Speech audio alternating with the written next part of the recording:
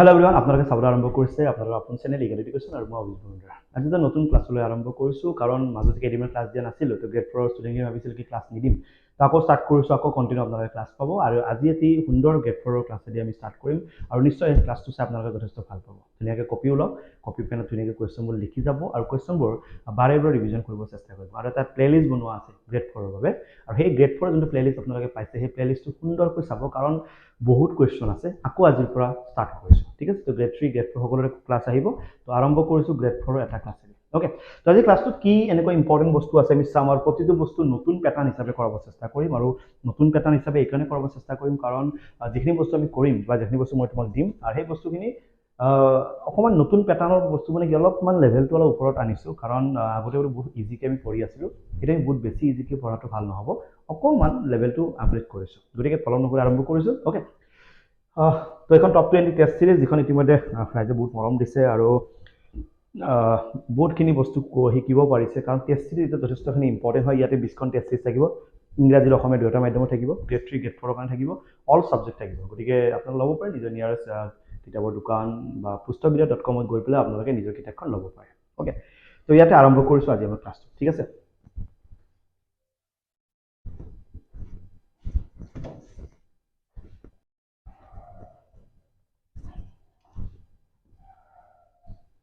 তো ইয়াৰ পিছৰ ফালে আগবাঢ়িছোঁ। আমাৰ প্ৰথমটো প্ৰশ্ন কি আছে, তো এইটো আমাৰ আজিৰ ক্লাছৰ প্ৰথমটো প্ৰশ্ন, আৰু প্ৰথমটো প্ৰশ্ন কেনেকুৱা আছে বা চাই লোৱা। তো ইয়াতে দুটা নাম্বাৰ আছে এ আৰু বি, দুটা পজিটিভ বুলি কোৱা আছে, মানে ধনাত্মক। অ'কে, দুটা প্লাছ হয়। এ এটা ৰিজাল্ট দিয়া আছে, এ মানে কিমান দিয়া আছে, x³ × y² হ'ল। আৰু এটা কি দিয়া আছে, বি, বি মানে কি দিয়া আছে, x × y³, ঠিক আছে। আৰু এই যোনটো এ বি দিয়া আছে, সেই এ বিটোৰ পৰা আমি কি ওলাব লাগে, HCF। HCF মানে কি, গসাগু আমি ওলাব লাগে, ঠিক আছে। আৰু সেই এ বিটো যদি আমি গসাগু ওলাব যাওঁ বা HCF ওলাব যাওঁ, তাক কেনেকৈ ওলাম। অ'কে, প্ৰথম কথা হৈছে, যেতিয়া তুমি HCF ওলাব যাবা বা গসাগু ওলাব যাবা, তেতিয়া প্ৰথম কাম কি হয়, যিকেইটা বস্তু থাকিব সিহঁতকেইটা কমন থাকিব লাগিব। কমন মানে ইয়াতো x আছে, ইয়াতো x আছে। অ'কে, আৰু h মানে যিহেতু ডাঙৰ, হাইয়েষ্ট, কিন্তু ইয়াৰ উল্টাটো ল'ব লাগে, মানে কি ল'ব লাগে, সৰুটো।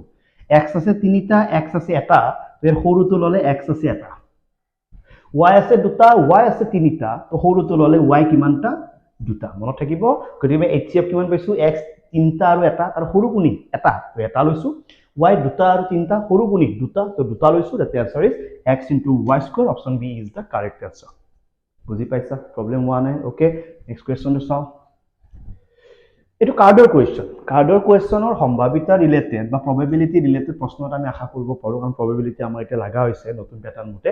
আৰু প্ৰবেবিলিটি বুলি কোৱাৰ লগে লগে আমি ইয়াতে সদায় এটা মনত ৰাখিম, যদি এটা পেকেটৰ কাৰ্ড বুলি কয়, এটা পেকেট বুলি ক'ব লাগিব দেই, এটা পেকেট বুলি যেতিয়া ক'ব, তেতিয়া তুমি গম পাবা যে এনচাৰৰ তলত কি বহিব, 52 পেকেট বুলি ক'ব লাগিব। কাৰণ কেতিয়াবা এনেকৈ ন 5খন কাৰ্ড, 6খন কাৰ্ড, তেতিয়া 52 লিখিব নোৱাৰা। এটা পেকেট বুলি যদি ক'ব, তেতিয়া গম পাবা এনচাৰৰ তলত কি বহিব, 52।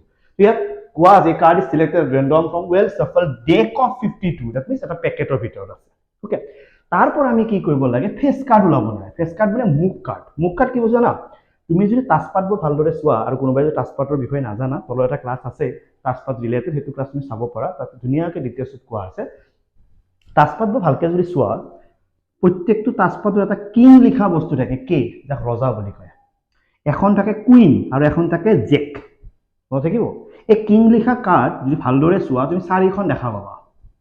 কিউ লিখা কাৰ্ড তুমি ভালকৈ চালে 4খন দেখা পাবা, আৰু জেক লিখা কাৰ্ড তুমি কেইখন দেখা পাবা, 4খন।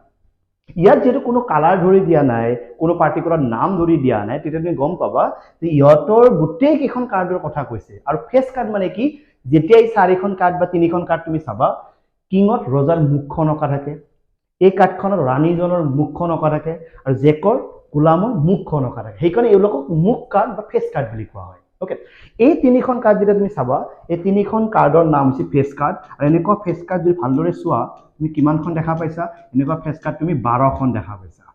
আৰু ইয়াতে যেতিয়া একো কালাৰ ধৰি দিয়া নাই, তো ওপৰত তুমি কেইখন দিব লাগিব, 12খন দিব লাগিব, ঠিক আছে।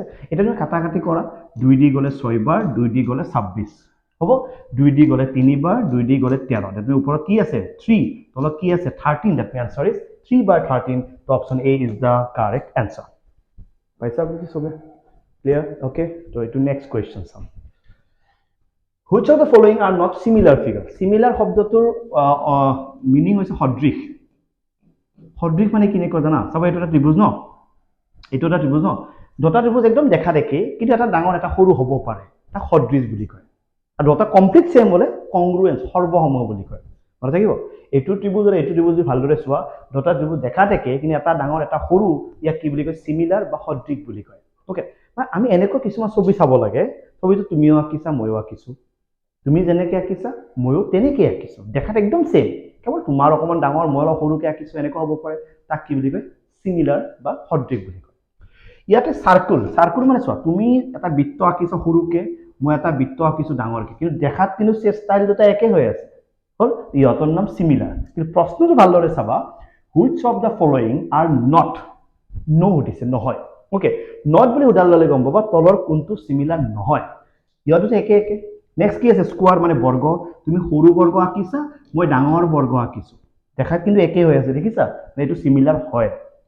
ইকুইলেটাৰেল ট্ৰায়াঙ্গল, সমবাহু ত্ৰিভুজ। সমবাহু ত্ৰিভুজবোৰ কেনেকুৱা? গোটেই বাহুবোৰ সমান, দেখিছা? গোটেই বাহুবোৰ সমান থকা ছবিবোৰক কি বুলি কয়? সমবাহু ত্ৰিভুজ। আৰু সমবাহু ত্ৰিভুজ যেতিয়া তুমি যেনেকৈ আঁকা মই যেনেকৈ আঁকো দেখাত কিন্তু সেমে হ'ব। তুমি এইটো কি হয়? সিমিলাৰ, গতিকে এইটো হয়। গতিকে আমাক নহয় সুধিছে, কোনটো থাকিল? Option D is the correct answer. Option ডিটো কি আছে? আইচোচেলেছ মানে সমদ্বিবাহু। সমদ্বিবাহু মানে কোনোবাই এনেকৈ চিধাকৈ আঁকিব পাৰে, কোনোবাই এনেকা বেকাকৈ আঁকিব পাৰে, চব দুটা দেখাত একে হৈছে নেকি? হোৱা নাই। It's call not a similar figure. Option D is the correct answer. Clear? বুজি পাইছা? হ'ব, নেক্সট কুৱেশ্যন চাম। এইটো বস্তু মই আগতে গ্ৰেড 3 মই ইনক্লুড কৰিছিলোঁ, কিন্তু এইবাৰ মই এইটো গ্ৰেড 4ত ইনক্লুড কৰিব বিচাৰিছোঁ। কিয়?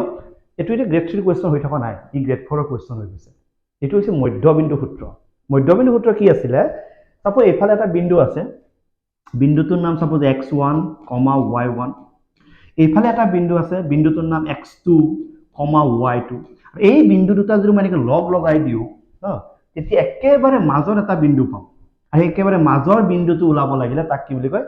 মধ্যবিন্দু বুলি কয়, ইংৰাজীত মিড পইণ্ট। ওকে, মাজৰ বিন্দুটো কেনেকৈ ওলায়? ইয়াৰ প্ৰথমটো যোগ কৰিবা ডিভাইডেড বাই 2, ইয়াৰ প্ৰথমটো ওলাই গ'ল। ইয়াৰ ছেকেণ্ডটো যোগ কৰিবা ডিভাইডেড বাই 2, ছেকেণ্ডটো ওলাই গ'ল। এইটোকে কি বুলি কয়? মধ্যবিন্দু। গতিকে এইটো এতিয়া গ্ৰেড 3 প্ৰশ্ন কেনেকৈ হ'ব? এইটো চবেই জানা হৈ গৈছে, কমন হৈ গৈছে, ইজি হৈ গৈছে, গতিকে গ্ৰেড 4ত তুমি যাব পাৰা। ওকে, এতিয়া আমাৰ এইটো চাইডৰ বিন্দুটো কি দিয়া আছে? -2, -5। আৰু এইফালে বিন্দুটো কি দিয়া আছে? 2, 5। ইহঁত দুটাৰ কি কৰিব লাগে? মাজৰ বিন্দুটো ওলাব লাগে। ওকে, ওকে, লম্ব দ্বিখণ্ডক মানে আল্টিমেটলি কি? মাজৰ বিন্দুটো কথাই কৈছে ন? লম্ব দ্বিখণ্ডক একেবাৰে মাজত কাটিছে। ওকে, তো সেই মাজৰ বিন্দুটো ওলাব লাগিলে ইয়াৰ প্ৰথমটো প্লাছ কৰা, -2 + 2, কিহেদি হৰণ কৰিবা? 2 দি, প্ৰথমটো ওলাই গ'ল। ইয়াৰ ছেকেণ্ডটো প্লাছ কৰা, কৰিলা 2 দি হৰণ কৰা, ছেকেণ্ডটো ওলাই গ'ল। -2 + 2 মানে কি? 0 ডিভাইডেড বাই 2। -5 + 5 মানে 0 ডিভাইডেড বাই 2। 0 2 দি হৰণ কৰিলে 0, 2 দি হৰণ কৰিলে 0, 0 পাম ন? তো option A is the correct answer. Option A is the correct answer. ঠিক আছে, বুজি পাইছা? Okay, clear? ওকে, আৰু এটা কুৱেশ্যন কৰোঁ। কম টাইমত বেছি প্ৰশ্ন কৰিব ট্ৰাই কৰিম, হ'ব? কম টাইমত যিমান প্ৰশ্ন কৰিব পাৰোঁ সিমান প্ৰশ্ন কৰিম। লাগিলে ক্লাছটো সৰু হওক, মানে এঘণ্টাত তুমি 20টা কৰাতকৈ যদি 20 মিনিটত 20টা হৈ আছে, তো কিমান সময় বাচি গৈছে তোমাৰ, ৰাইট? ওকে, এইটো কুৱেশ্যন চোৱা। এইটো কুৱেশ্যনত কি আছে? 10টা নাম্বাৰ দিয়া আছে, নাম্বাৰটো সৰুৰ পৰা ডাঙৰলৈকে সজোৱা আছে। 6, 14, 15, 17, x, ওকে x নাই, x + 1 আছে। 17ৰ পিছত কি আছে? x + 1। ওকে, তাৰপিছত আছে twice x - 13, তাৰপিছত আছে 30, 32 আৰু 34। টোটেল কিমানটা? 10টা। 1, 2, 3, 4, 5, 6, 7, 8, 9। ওকে, 43 এটা আছে। 10টা হৈ গ'ল। এই 10টাৰ যদি আমি কি ওলাব যাওঁ? মধ্যবিন্দু। মধ্যবিন্দু কেনেকৈ ওলায়? সৰি, মধ্যবিন্দু নহয়, এইটো মধ্যমা বুলি কওঁ, বিন্দু নকওঁ আমি, মধ্যমা বুলি কওঁ। n = কিমানটা আছে? 10টা। 10টো কি সংখ্যা? যুগ্ম। 10টো যদি যুগ্ম সংখ্যা হয় তেতিয়া মধ্যমা কেনেকৈ ওলাই জানা? তেতিয়া মধ্যমা ওলাই, ইয়াতে লিখিব লাগে n/2 th মানে 5th 6th, হয় নে নহয়? Plus n/2 + 1 th whole divided by কিমান? 2। হ'ব, n মানে কিমানটা? 10টা। 10ক 2 দি হৰণ কৰিলে কিমান? 5th হ'ল 10ক 2 দি হৰণ কৰিলে 5 5 একে কিমান 6 ডিভাইডেড বাই 2 এটা তুমি এটো নকৰিবা দে যে 5 6 11 হেবোৰ কৰিব নোৱাৰিবা ঠিক আছে এবাৰ কি 5 নম্বৰত কোনি বহি আছে 1 2 3 4 5 কোনি বহি আছে x + 1 মাজত কি আছে প্লাস 6 নম্বৰত কোনি বহি আছে 1 2 3 4 5 6 6 নম্বৰত কোনি বহি আছে 2x - 13 তলত কি আছে 2 এটো হৈছে মধ্যমা আৰু এই মধ্যমাটো আমি উলাই আছো কি প্ৰশ্ন মতে মধ্যমা আমাক দিয়াই আছে কিমান 24 গৰি এইটো ইকুয়াল টু মই কি লিখিব পাৰো 24 লিখিব পাৰো আৰু মধ্যমাটো দিয়া আছে এটো আমি উলাইছো এটো হিয়তৰ মধ্যমা সিম্পলিফাই কৰা এটা x দুটা x তিনটা x 13 ৰ পৰা 1 গলে 12টা 2 টো ইফালে গলে কিমান 48 ইয়াৰ পৰা যদি মই 3x উলাব যাও 48 ইয়াৰ থেকে -12 টো ইফালে গলে কি হ'ব +12 দুটা ধুনিয়াকে যোগ কৰিলে কিমান 4 5 একে কিমান 6 ইফালে কিমান আছে 3x তো x ইকুয়াল কি হ'ব 3 দি হৰণ কৰিলে 20 বাদ যাব দ্যাট মিন্স x ইকুয়াল 20 আছে না option yes option C is the correct answer এটো মধ্যমাৰ বস্তু আগতে অলপ অলপ গ্ৰেড 3 আহিছিল আজিকালি গ্ৰেড 4 ৰ কাৰণে মধ্যমা চাব লগা আছে কাৰণ এনেকুৱা মধ্যমা গ্ৰেড 4 চোৱাটো বেটাৰ হ'ব ঠিক আছে ওকে আমি অকমান কিছুমান বস্তু সময়ৰ লগত বদলাব লাগিব সিলেবাসৰ লগত চেঞ্জ হ'ব লাগিব প্যাটাৰ্নৰ লগত চেঞ্জ কৰিব লাগিব তো কিছুমান বস্তু সৰুৰাকে চেঞ্জ হৈছে গতিকে অকমান নতুন কন্টেন্ট লৈ আহিছো আৰু বহুত কন্টেন্ট আছে কি কন্টেন্ট লাগে কি টপিকৰ ওপৰত তোমাৰ ডাউট আছে গ্ৰেড 4 ৰ স্পেশালি প্লিজ কমেন্ট কৰি জনাবা মই তাৰ ওপৰত ভিডিও দিবৰ কাৰণে বা কন্টেন্ট বনাবৰ কাৰণে চেষ্টা কৰিম okay Okay, the sum of face value মানে আছে সাংখ্যিক মান sum of face value কাৰ 3 আৰু 9 sorry 3 আৰু 6 3 আৰু 6 এর যেটো সাংখ্যিক মান বা যেটো ফেজ ভ্যালু সেই ফেজ ভ্যালুটো কি লাগে যোগফল লাগে এই ফেজ ভ্যালু কি বস্তু আমাৰতো দুটা থাকে এনেকুৱা বস্তু এটাৰ নাম হৈছে প্লেস ভ্যালু ওকে যাক স্থানীয় মান বুলি কয় ওকে যাক কি বুলি কয় স্থানীয় মান আৰু এটা আছে ফেজ ভ্যালু যাক কি বুলি কয় সাংখ্যিক মান প্লেস ভ্যালু বা স্থানীয় মান কি বস্তু সংখ্যাটো কোড বহি আছে যদি দহকৰ ঘৰত বহি আছে 10 পূৰণ কৰি দিয়া শতকৰ ঘৰত বহি আছে 100 পূৰণ কৰি দিয়া হাজাৰৰ ঘৰত বহি আছে 1000 পূৰণ কৰি দিয়া আৰু সাংখ্যিক মান কি বস্তু সংখ্যাটো কোড বহি আছে নালাগে যদি 3 কি 3 হ'ব যদি 5 কি 5 হ'ব কোড বহি আছে কোন জায়গাত বহি আছে বৰ মেটাৰ নকৰে তো 3 ৰ কি লাগে সাংখ্যিক মান 3 কোড আছে আমি মাথা নামাৰো 3 ৰ সাংখ্যিক মান 3 বাস 6 সাংখ্যিক মান 6 কোড বহি আছে মাথা নামাৰো 6 ৰ সাংখ্যিক মান 6 দুয়োকে কি কৰিব লাগে যোগ কৰিলে কিমান ওলাব 9 অপচন কোড আছে A B C is the correct answer বুজি পাইছা সাগে ঠিক আছে অসুবিধা হোৱা নাই আৰু বহুত কন্টেন্ট আছে লাহে আনি থাকিম এটা এটাকে আনি থাকিম ওকে আৰু বহুত বস্তু দিব লগা আছে এক্সামলৈকে চলি থাকে আৰু গ্ৰেড 4 ৰ এক্সাম যেটো অক্টোবৰত গ্ৰামাৰ তাৰ টাইম আছে বহুত বস্তু দিয়া টাইম আছে ৰিজনিংৰ ক্লাস লাগে যদি এবাৰ জনাবা যদি ৰিজনিংৰ ক্লাস লাগে ৰিজনিংৰ ক্লাস দিবৰ কাৰণে হাজু আছো ওকে ম্যাথছ খিনি মই দি থাকিম ৰিজনিংৰ যদি কিবা লাগে বুলি ভাবা তেন ক'ব পাৰা ওকে এখন আসামিজ মিডিয়াম গাইডবুক আৰু English medium guidebook all content আছে এমসিকিউ আছে বহুত বস্তু আছে অল সাবজেক্ট আছে হেল্পৰ কাৰণে ল'ব পাৰা pustagbida.com ত যাবা যিকোনো এখন অৰ্ডাৰ কৰিবা তোমাৰ কামত আহি যাব ঠিক আছে ল'ব পাৰা Assamese medium guidebook English medium guidebook দুখন নিয়াকে ল'ৰা ছোৱালী পঢ়ি আছে ঠিক আছে ইয়াৰ ললে থাৰ্ড এডিশন আছে থাৰ্ড এডিশনখন ল'বা দেই ওকে ইয়াৰ থাৰ্ড এডিশন ল'বা ইয়াৰো নতুন এডিশন ল'বা ঠিক আছে ওকে নেক্সট কোৱেশ্চনৰ ফালে আগবাঢ়িছো okay find the number of diagonals in a regular octagon okay so number of diagonals মানে কি হয় এটো এটা ছবি ইয়াৰ এই দুটা কি হয় ডায়াগোনাল মানে ইয়াৰ বাহু কিমান ডাল আছিল 4 ডাল ডায়াগোনাল কেইডাল পাইছো 2 ডাল আমি ফৰ্মুলাটা এনেকৈ চাও n into n minus 3 divided by 2 দে মই ইয়াত প্ৰমাণ কৰি চাও n মানে বাহু কিমান ডাল 4 ডাল ইয়াত কিমান ডাল 4 ডাল divided by কিমান 2 ইয়াতে 4 আছে 3 ইপা 3 গলে কিমান 1 divided by 2 2 দিয়া কাটিলে কেইবাৰ দুইবাৰ आंसर কিমান 2 মানে এই ফৰ্মুলাটো ইউজ কৰি আমি ক'ব পাৰো ডায়াগোনাল কিমান ডাল বা কৰ্ণ কিমান ডাল ইয়াৰ বাহু কিমান ডাল আছে 4 ডাল তো এনৰ জাত মই 4 বহাইছো তো ডায়াগোনাল কেইডাল 2 ডাল তো 2 ডাল পাইছো ছবিটোৰ নাম কি অক্টাগন অষ্টভুজ তো অষ্টভুজ হলে এনৰ ভ্যালু কিমান হ'ব বহাই দিবা आंसरটো উলাই পেলে মই কমেন্ট কৰি জনাই থবা অষ্টভুজ হলে বাহু কিমান ডাল গমে পাইছা আৰু সেই বাহুৰ সংখ্যাটো এনৰ জাত বহাই দিবা বহাই পেলে आंसर কোনটো হয় কমেন্ট কৰি জনাই থৈ দিবা বুজি পোৱাৰ অসুবিধা হৈছে ঠিক আছে সাগে ওকে তো নেক্সট যাব পাৰি হৈছে নেক্সট মই আগবাঢ়িব পাৰো ওকে তো নেক্সট কি কোৱা আছে এটা ডাঙৰ সংখ্যা দিয়া আছে সংখ্যা দেখিছা এই সংখ্যাটোৰ পৰা আমি কি কৰিব লাগে স্কোয়াৰ ৰুটৰ সংখ্যা ওলাব লাগে চাবা দেই ইয়াতে কনসেপ্টটো কি এই যোনটো সংখ্যা আছে 6 5 9 4 6 2 4 ওকে এটোৰ কিবা এটা বৰ্গমূল আছে বৰ্গমূলৰ উত্তৰটো নালাগে আমাক যেটো ইয়াৰ বৰ্গমূল আছে সেই বৰ্গমূলৰ যোনটো নাম্বাৰ সেই নাম্বাৰটোত কিমানটা ডিজিট আছে মানে কিমানটা অংক আছে অংক মানে ইয়াত কিমানটা আছে 1 2 3 4 5 6 7 হয় ইয়াৰ 7টা আছে ইয়াৰ যোনটো বৰ্গমূল সেই বৰ্গমূলটোত কিমানটা আছে আমি ফাইন্ড আউট কৰিব লাগে ওকে সদায় মনত ৰাখিবা যেটো সংখ্যা দিয়া থাকে সেই সংখ্যাটোৰ পৰা প্ৰথমতে ইয়াৰ কিমানটা আছে গণি লবা ইয়াৰ কিমানটা 1 2 3 4 5 6 7 এটো n বুলি ভাবিবা n মানে কিমান 7 7 টো আকৌ কি সংখ্যা 7 টো হৈছে odd number মানে অযুগ্ম সংখ্যা আৰু যদি এটো অযুগ্ম সংখ্যা হয় তেতিয়া এটা ফৰ্মুলা আছে n + 1 divided by 2 মানে 7 + 1 divided by 2 is equal to কিমান 4 কাৰণ 8/2 মানে কিমান 4 এই 4 পাইছা মানে কি ইয়াৰ যোনটো বৰ্গমূল ওলাব যোনটো স্কয়াৰ ৰুট ওলাব এই স্কয়াৰ ৰুটৰ যোনটো आंसर এই आंसरটো 4টা ডিজিট থাকিব এনেকা অপচন আছে yes option D is the correct answer বুজি পাইছা অসুবিধা হোৱা নাই ওকে নেক্সট টু চাব পাৰি clear What is the largest number of 4 digits which is completely divisible by 18 আটাইতকৈ ডাঙৰ 4টা অংকযুক্ত সংখ্যাটো ওলোৱা যেটো সংখ্যা 18 হৰণ কৰিব পাৰে আটাইতকৈ ডাঙৰ 4টা অংকযুক্ত সংখ্যাটো ওলোৱা যেটো সংখ্যা 18 হৰণ কৰিব পাৰে ওকে সো আটাইতকৈ ডাঙৰ 4টা অংকযুক্ত সংখ্যা আমাৰ মতে কোনটো আমাৰ মতে এটো হয়